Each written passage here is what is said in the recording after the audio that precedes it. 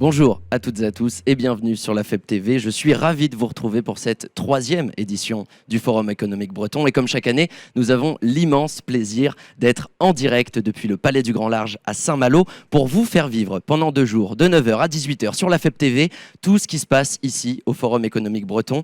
Et un forum qui a choisi cette année la thématique suivante, construire nos indépendances. Et justement, l'indépendance, ou du moins la souveraineté sur le plan énergétique, c'est le sujet de notre première émission sur la FEB TV.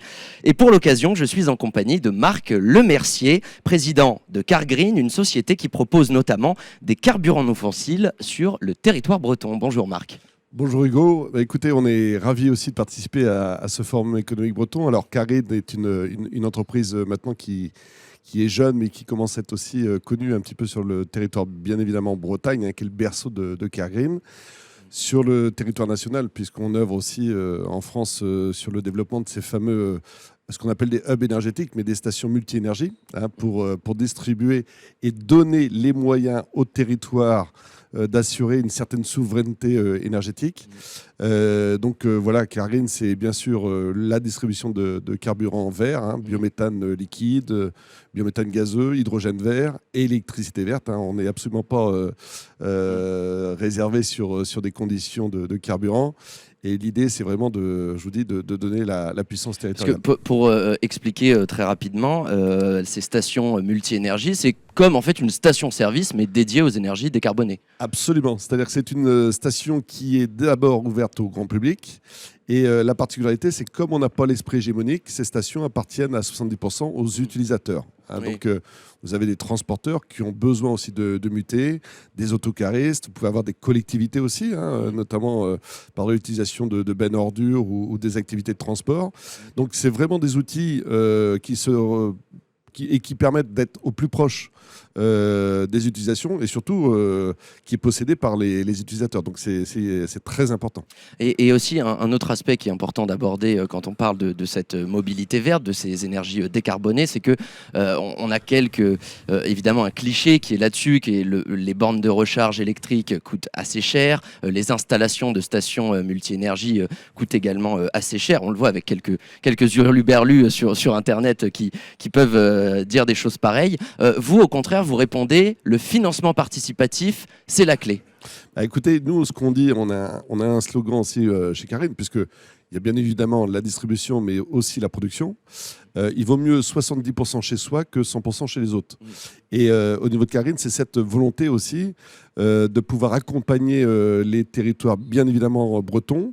On sait que l'énergie devient très chère. Et là, on pourrait en parler pendant des heures et des heures, vu le contexte économique international qui est en train de se positionner.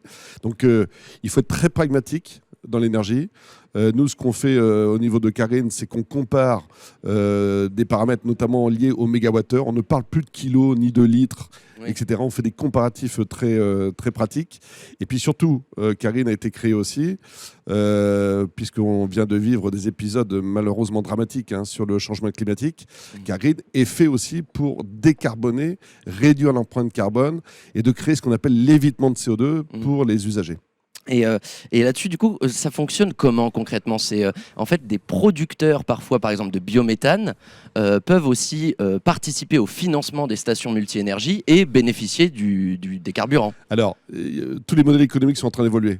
Si c'était de refaire exactement ce qu'on a fait pendant des années préalablement, je pense qu'on voit le résultat. Il est malheureusement pas positif. Même s'il y a eu des belles choses de faites. Et maintenant, c'est de donner les moyens aux consommateurs. Alors, quand je parle de consommateur, c'est aussi ça peut être un transporteur, ça peut être aussi le commun des mortels, ça peut être aussi, et de façon très exotique, les usines agroalimentaires qui, eux, ont besoin de décarboner aussi demain leurs activités. Et qui sont très nombreuses en Bretagne. Absolument, c'est aussi un aspect très spécifique. Il y a aussi cet aspect où, derrière, ces unités de distribution vont permettre, pour des logiques financières modestes, sans forcément des participations publiques, ce qui est aussi intéressant, de donner les moyens à ces acteurs de pouvoir rouler proprement, à la fois sur des coûts énergétiques sur lesquels ils seront intégrés. Le deuxième point aussi qui est important, c'est sur les problématiques de santé, puisque les zones à faible émission arrive.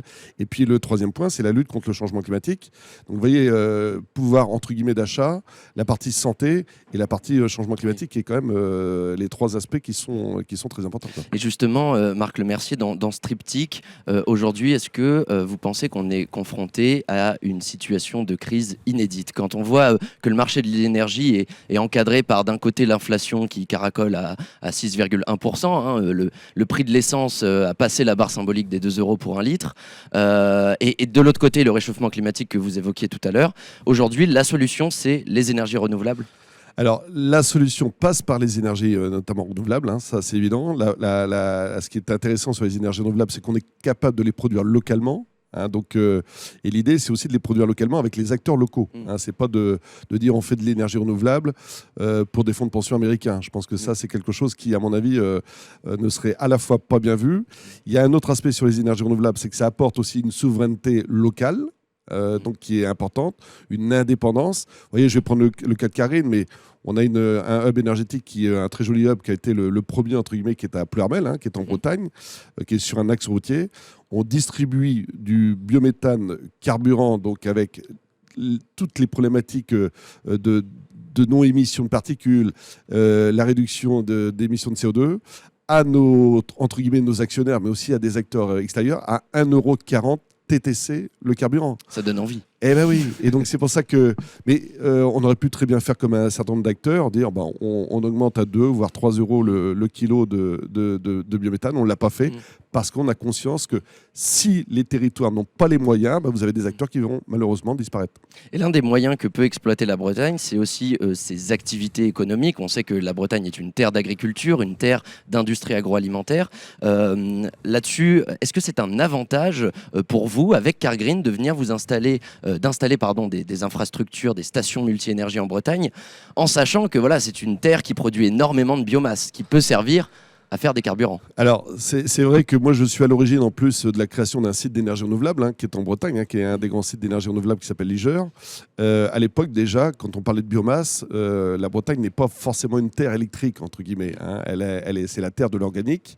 Elle a une agriculture, bien évidemment, qui est puissante. Elle doit aussi muter.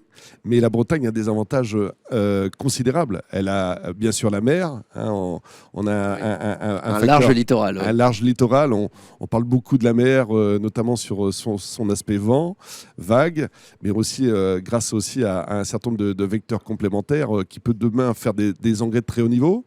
Et puis elle a son aspect terre, où quand vous mêlez les deux, vous êtes capable de faire ce qu'on appelle des fameuses économies circulaires, pour demain envisager l'avenir pour la jeunesse, parce que c'est aussi important ce que l'on fait, c'est pour les jeunes, de façon très importante. Oui. Mais il ne faut pas opposer les énergies les unes aux autres, il faut plutôt arriver à les additionner. Oui, à les combiner, voir ça dans la continuité vers l'avenir. Ouais. Là-dessus aussi, Marc, quand on voit que la Bretagne, tout à l'heure vous avez évoqué le CO2 aussi, les émissions de CO2, la Bretagne en émet beaucoup. C'est vrai que souvent on a tendance à dire le CO2 ça pollue, le CO2 c'est mauvais. Pourtant, ça peut être une véritable mine d'or, le CO2. Alors, vous savez que quand on parle de biomasse, on parle aussi bien évidemment de méthanisation. Hein, on parle de méthane souvent, de biométhane, mais on oublie souvent le CO2. En 2018, nos chers amis anglo-saxons étaient en crise parce qu'ils n'avaient plus de bière au tirage pression vu les manques de CO2. Donc le CO2 va devenir physiquement une action très importante. C'est-à-dire on risque d'en manquer. Et puis vous avez aussi, lorsqu'on veut lutter contre le changement climatique, et ça c'est notre philosophie, alors elle est partagée aussi avec un certain nombre d'acteurs en France et à l'international, où on va plutôt récompenser les bonnes actions plutôt que de les taxer. Et c'est pour ça qu'on réfléchit beaucoup à de la technologie liée à la blockchain, à ce qu'on appelle l'évitement de CO2 et à le valoriser. Et on a déjà une plateforme d'évitement qui a été financée par Cargreen, hein, notamment, et qui pourra servir à d'autres, qui est capable, en fonction de l'origine des produits, alors quand je parle produits, je parle biométhane, je parle hydrogène vert, je parle électricité, de calculer l'évitement de CO2 à chaque fois que vous allez prendre, par exemple, 1 kilo de carburant ou 1 kilo d'hydrogène vert. c'est-à-dire de récompenser l'acte d'achat et non pas de le taxer D'accord. forcément. Et avec l'ensemble de ces moyens que vous évoquez, Marc Lemercier, une dernière question. Quand on voit que la Bretagne est très dépendante en matière énergétique, hein, la Bretagne, le territoire, importe 80% de l'énergie qui est consommée dans la région, beaucoup de dépendance aux produits pétroliers. On pourrait se dire d'emblée que la Bretagne est du coup un mauvais élève dans cette course à l'énergie décarbonée. Est-ce que tout ce qu'on vient d'évoquer là sur cette FEP TV, Marc Lemercier, peut en réalité faire de la Bretagne la région des énergies renouvelables? Je pense que la Bretagne peut être la région des énergies renouvelables. On dit que c'est souvent une péninsule, mais c'est justement des fois qu'on se dit isolé, qu'on réfléchit et qu'on additionne, et qu'on additionne à la fois les compétences. Et quand on voit le foisonnement d'idées, de très jolies structures de start-up qui est en train de se monter en Bretagne, sans oublier aussi les acteurs historiques, hein, puisqu'il faut absolument... je peux vous dire que la Bretagne peut envisager l'avenir, même si ça va être compliqué, mais de façon un peu intelligente Oui, de façon assez sereine aussi. Aussi. Oui, donc en créant des synergies, c'est la clé. Merci beaucoup, Marc Lemercier. Je rappelle que vous êtes président de Cargreen.